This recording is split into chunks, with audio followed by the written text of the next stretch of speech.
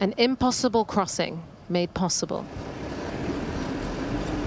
A deadly impasse, now passable. After a year and a half of war, Sudan's army is finally reclaiming territory across the Nile.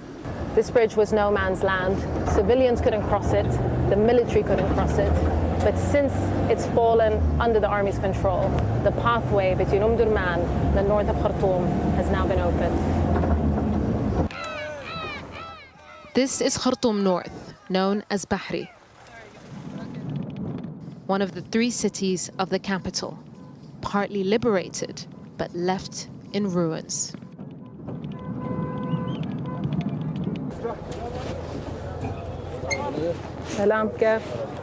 This is insane. This was a bustling residential area. So many friends who lived here.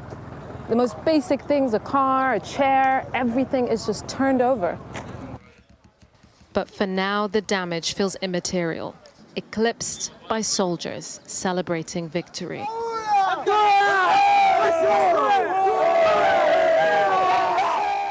Not just for a strip of land, but for entering a new era in their fight against the RSF.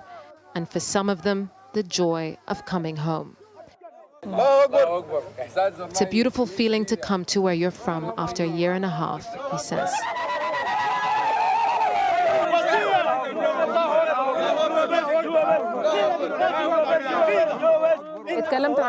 How did your family react when you called them? I ask. They were in tears. They couldn't believe I made it.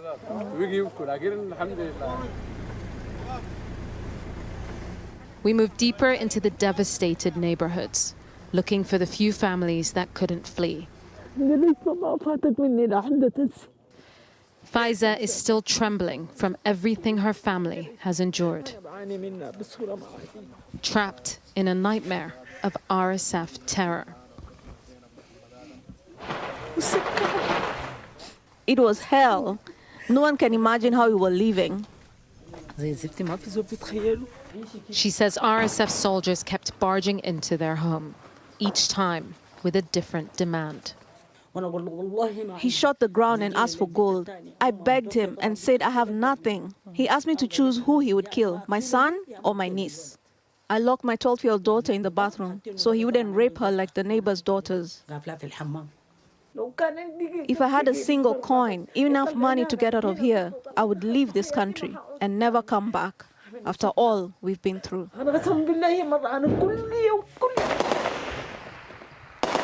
They still live with the gunfire, but now it's outgoing.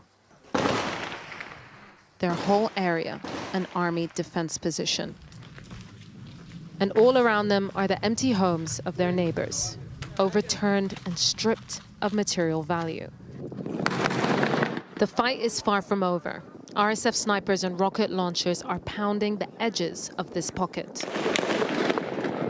This is a main road through northern Khartoum, and some gunfire is now going across because this bus stop is the front line. And given the nature of urban warfare, they expect that anywhere beyond this point, they can find the enemy.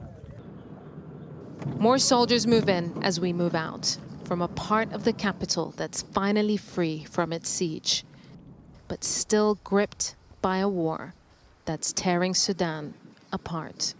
Yusra al-Bagher, Sky News, Khartoum North.